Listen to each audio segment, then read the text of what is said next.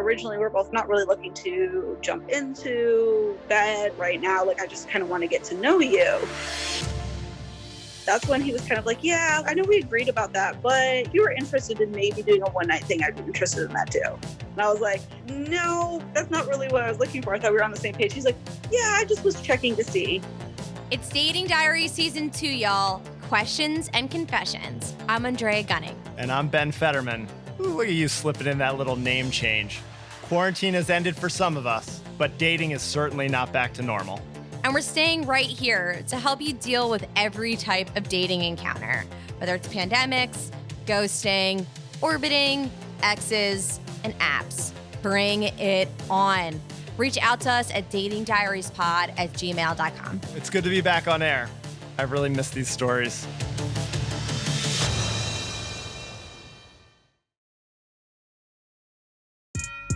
Jenny is 27 years old and a whip-smart attorney. She's the total package. Bright, athletic, and social. She met a nice guy about a year ago. We started dating last August. We met on Hinge originally. We were both college athletes and connected over that. And over the past 10, 11 months, we developed a pretty loving, healthy relationship. Before quarantine, we were a really social, extroverted couple. Before March, we hadn't even sat down and watched a full movie together. We were always out either with each other or with our groups of friends. And our lives were really spent outside of the house. And then, of course, everything changed during quarantine. We adjusted actually really well to that. We just started watching TV and movies together and just spent time talking to each other. We were in our own little bubble, and it was pretty easy because there was no other option. Jenny and her boyfriend both went to quarantine back at home with their families. Fortunately, their parents only lived 20 minutes apart, so Jenny and her guy were seeing each other almost every day. When the country started opening up again in late May or so, things started to go wrong. It seemed like some of our friends were moving on with their normal lives, and he wanted to do that. I didn't. That's where we really had a difference in opinion, and things started to deteriorate because every conversation just came back to if we should be going places, how to handle the coronavirus, who's being reckless, who's being safe, and it just happened on repeat.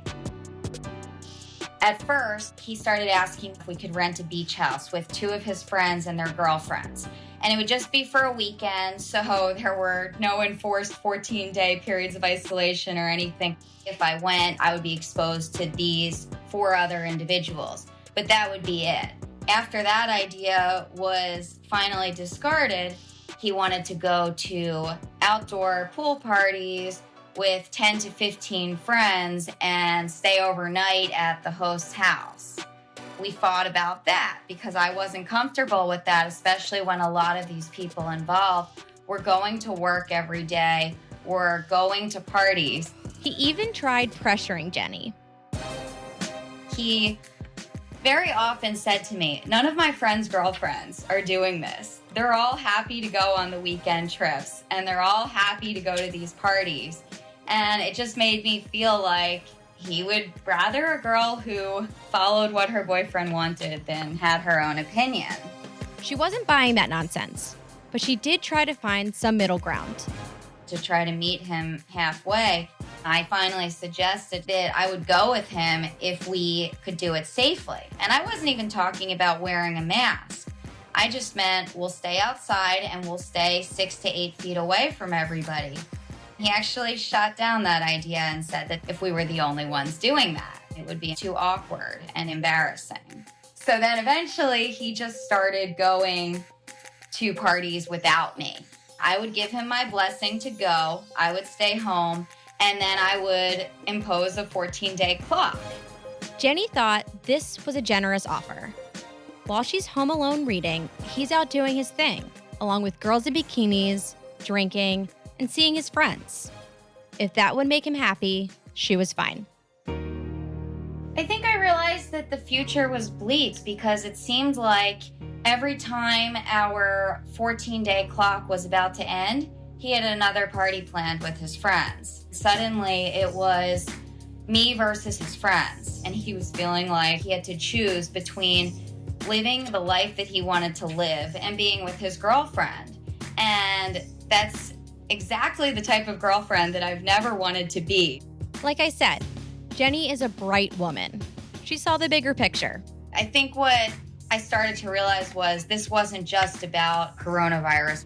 It was more about what this says about our overall values, how we feel about safety and health for ourselves, but more importantly, how it affects the people around us. Jenny ended the relationship. He wasn't surprised. And it wasn't like they had been seeing too much of each other, but it still hurts. I think we're both feeling lonely now. We've talked just a little bit, but it's hard for me to think about him going to all these parties and being with the group of people who I spent a lot of time with over the last year. It's kind of a reminder that he did in some ways choose them over me. He was always up for having fun, and in the end, that ended up being our downfall. I missed my friends and going out just as much as he did. But the difference was that he felt like he couldn't wait to resume his normal life the way it was before COVID. Jenny is clear on what her next partner needs to bring to the table. In the future, I will be looking for someone who values their health and the health of those around them just as much as I do.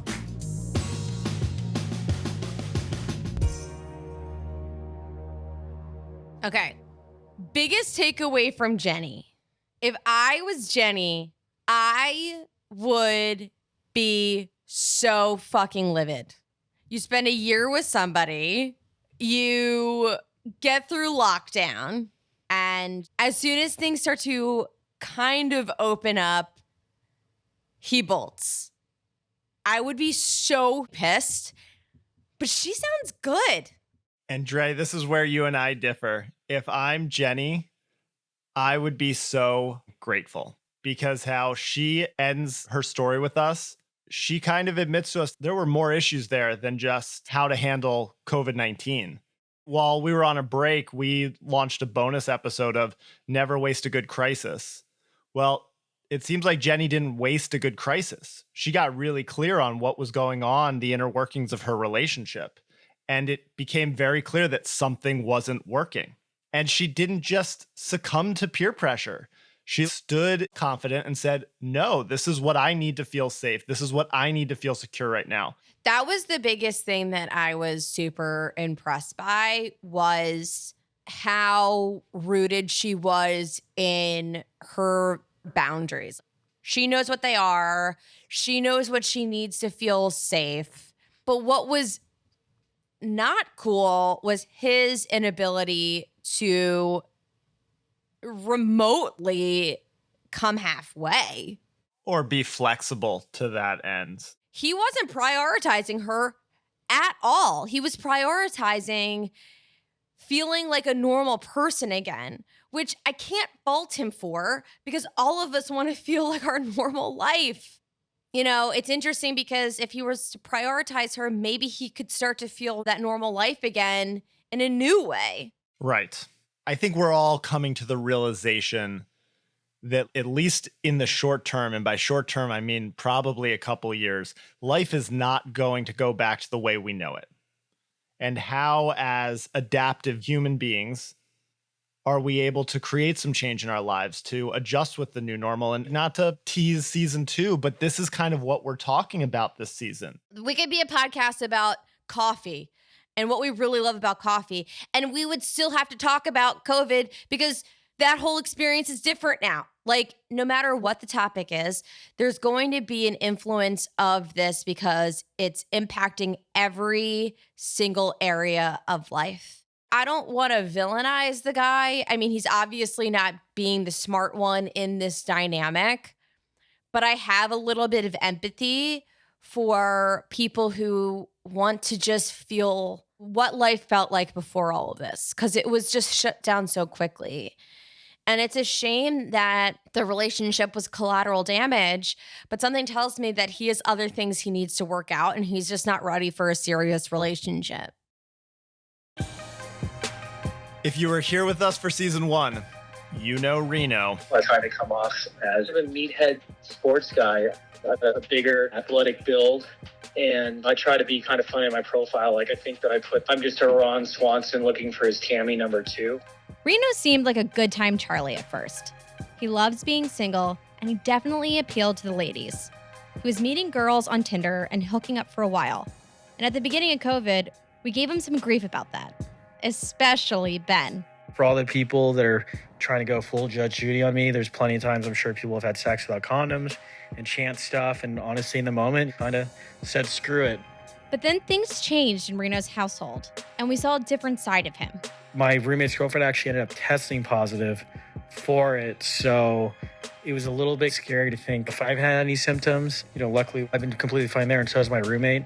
Then Reno met a girl he really liked, and we were touched by how excited he was. Aw, Reno. I didn't really expect this at all, especially with everything that's going on. But hey, miracles happen. So we recently asked Reno for an update on his life. What is probably shocking to some and not so shocking to others, me and Roxanne are no longer together. She's an awesome girl. I had an amazing time with her while it lasted and wish her nothing but the best. I'm fairly certain that I'm her shortest relationship ever, so took that top spot. And like Ricky Bobby once said, if you're not first, you're last. And in this case, guess I'm both. But since I am single now, Andrea, I think you and I should go get a beer sometime. Now, Ben, I know what you're thinking. What about Napoleon? Well, I was thinking you could hold on and watch him, right? Oh shit, is Reno asking me out? Ben, he wants you to babysit his dog while we go get a beer. I mean, look, I know, 7:35, you're in bed, that glass of prune juice is hitting you just right, the rerun of the Golden Girls is over, but I promise I'll be back in time to grab him.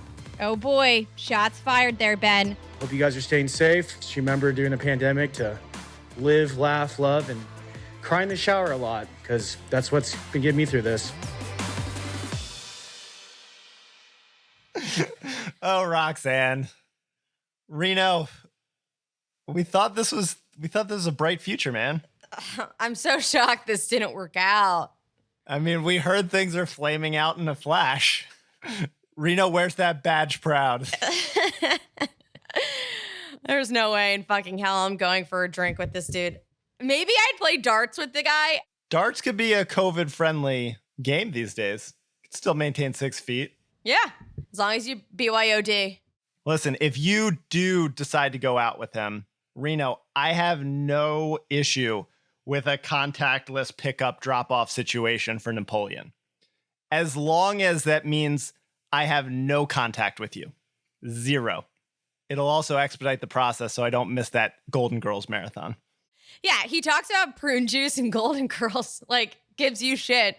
But that's, like, kind of my Friday night. Like, joke's on you, Reno. That sounds more like me than it does Ben. Regardless how we feel about you, buddy, you're our ride or die.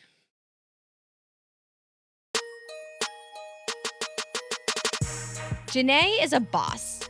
This 31-year-old social worker recently relocated to Texas to take a leadership position. She's ambitious, candid, and generous. I work with the homeless. I love it. So I've been doing it for 5 years now, and I can't imagine doing anything else. Janae had been in a relationship before she moved, but decided that she needed a fresh start. But the guy that she was seeing tried to hang on to the relationship. So eventually, she cut all ties with him. He went on this really long rant on Facebook talking about what a horrible person I was. Good riddance. I'm good to go. I'm a single woman. I'm going to enjoy myself. I'm going to meet new friends. This will be great. Well, it was a good plan, but she wasn't counting on coronavirus to throw a big old wrench in it. So I'm like, I'm in a new place, new city. I have no friends, no family, nothing here. And because I'm in a leadership position at work, I can't make the usual friends through coworkers. It just doesn't work that way. So Janae decided to get back on Bumble. I was like, you know what? Let me just see if I can meet friends. If it turns into something, it does. If not, not that big of a deal. She also kept busy volunteering for shifts screening people for COVID-19.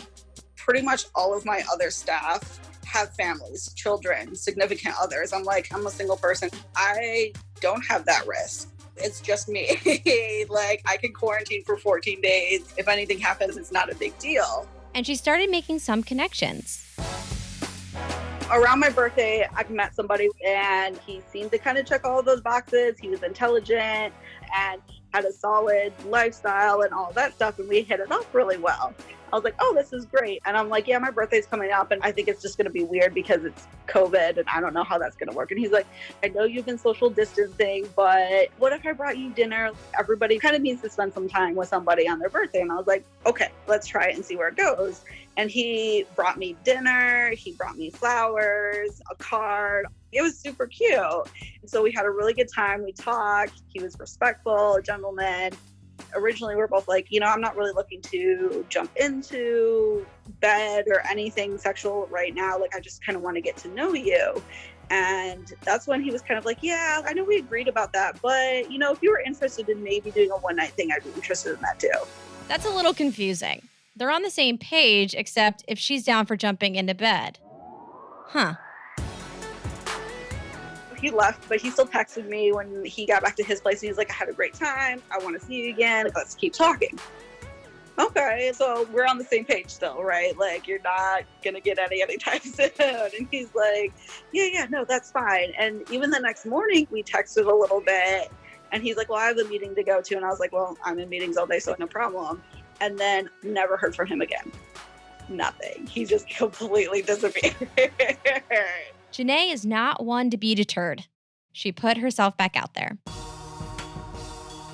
He was kind of a sweet talker, but it was all right because I feel like most guys are sweet talkers in the beginning, but there wasn't anything where I was so heartbroken, I'll never get over you sort of thing. She met another guy on Bumble. This one looked promising as well. We talked for about 4 or 5 days, and he's like, well, do you want to be Facebook friends? And I was like, sure. I have nothing to hide on Facebook other than the fact that you're going to see pictures of my dogs and the food that I cook and eat.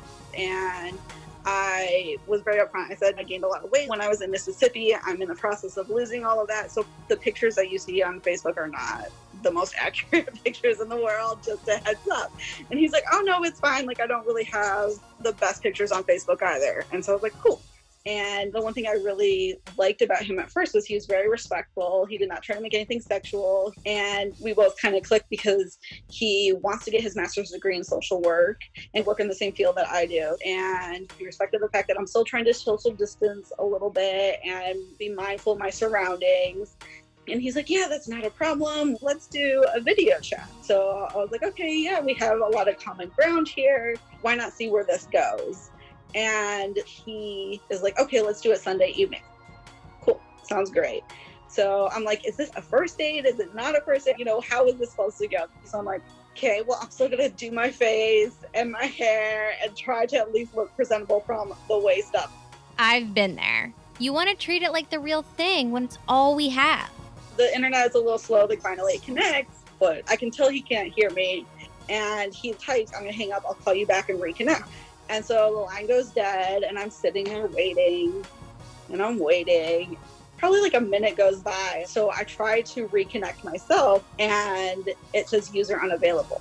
I'm like, this is kind of weird. Maybe he really is having severe internet issues. I don't know. Then I message him on Facebook and it won't go through. And then I'm like, that's super weird. Let me go back on Bumble to see if I can just message him there. And I get on and he's gone, like completely gone.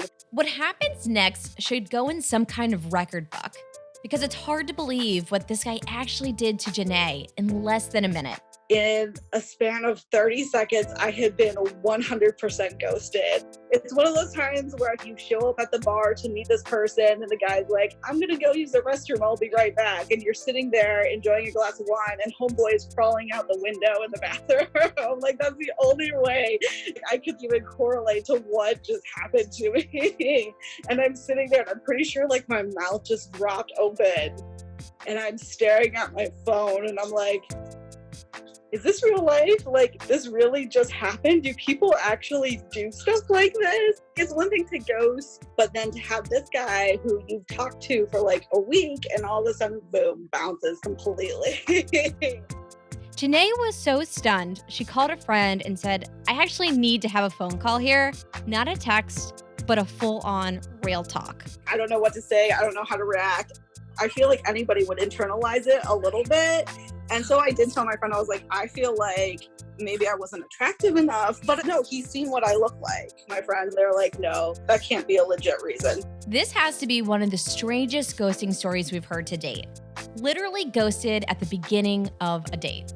Just be honest with me, be truthful. And if you're just like, I didn't feel anything, okay, then you should have told me that, because what you just did is rude. Also, if you want to really be a social worker, you can't treat people like that. You clearly do not have the skills to work with other people if you do this in your own personal life. Janae is a little wary about online dating right now. And who can blame her? But she's taking it in stride.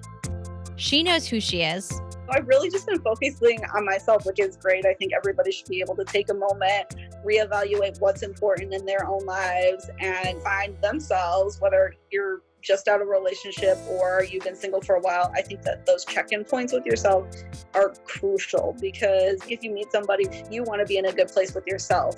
I always say you can't be with somebody and expect them to make you happy. You have to be happy first, and you want that person to add happiness into your life, not be the reason that you're excited to get up in the morning. If I got on a FaceTime date or a Facebook date or whatever, a virtual date, who cares what the platform, and that person just hung up and then disconnected on every platform that we connected on, that would be the biggest fucking blow to my self-esteem. Holy God. Dre, that's like some fucking CIA shit. Like within 30 seconds, there's a disconnection, and then he's scrubbed from her life. Not on Bumble, not on Facebook. The Zoom user doesn't exist anymore, or whatever platform they were on. Like, what the fuck? Janae sounds so kick-ass, so fucking cool. She's a boss. She's a boss. And I don't understand people. I don't understand people's motivations. Like, yeah, there are a ton of people out there with extreme crippling social anxiety. I don't think that this is the case. I think this guy got on, saw a woman that he wasn't attracted to. He's entitled to his own opinion, and just short-circuited. Like the most superficial reaction I've ever heard in my lifetime. Is it so hard just to have a conversation with somebody? You committed the time to have that date. You can't muster the time to respect another human being's time. You can't muster that energy. What the fuck? We've all been on dates where the minute that we get to the date, you have a reaction, a visceral reaction to the appearance. Like, I've been there. But you go through the motions of the dinner. You make the best of it. You try to have a good conversation. And honestly, 97% of the time, you're pleasantly surprised that it ends up being a decent evening. Like, God forbid that you FaceTime with someone that you're not attracted to. Okay, maybe you can get something else out of it, like a friendship, I don't know, a job reference. People come into your life for more than just one reason. Is it possible that you can connect on a different level? It's okay to not be attracted to somebody.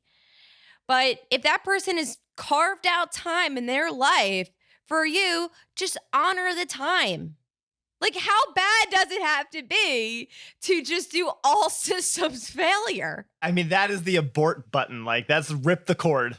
Like, here's the button. Okay, I am scrubbed from Janae's life. Like, everything's gone in a matter of seconds. What do you think was going through his head as he's like, defriend, exit connection? I've never heard anything like this, so I don't know what it is other than doing a mental map of what platforms are we connected on. I need to race to each one of those sites immediately and block, defriend, unconnect, uncouple, literally hitting everything he can hit. It would have been easier, like 5 minutes into the conversation, be like, listen, love talking to you. I'm not feeling this vibe. I really wish you the best. Good luck in quarantine. Like, really? You had to be a friggin' shade ball about it? All right. Well, Janae's ghosting experience leads me to another topic of discussion that's been circling our world. Today, we're announcing that we're hosting our first annual Ghost of the Year Award. We've all heard of singles being ghosted here, and Dating Diaries is looking for the best of the worst stories. There are going to be 2 winners. One female and one male will be invited to share their stories on Dating Diaries and receive a prize package with great perks to enjoy during a night at home alone. Winners will be selected by me and Ben and announced by the end of the season. It's good to be back. Navigating love isn't easy, but being with you, we have a community. We're figuring it out. And remember, we want to hear from you. Submit your best ghosting stories for the Ghost of the Year Awards. Or share anything you'd like us to talk about on the podcast at datingdiariespod@gmail.com or at datingdiariesqc on social. That damn virus is still out there, so please stay safe out there, guys. This podcast is hosted and executive produced by me, Andrea Gunning. Executive produced by Nancy Glass, Ben Fetterman, and Carrie Hartman. Produced by Julie Clark and Brianna Fars. Edited by Matt Del Vecchio. Thanks to production coordinator Megan Paisley. The show is mixed by Dave Saya. Special thanks to Mybe Music. Some names have been changed to protect privacy.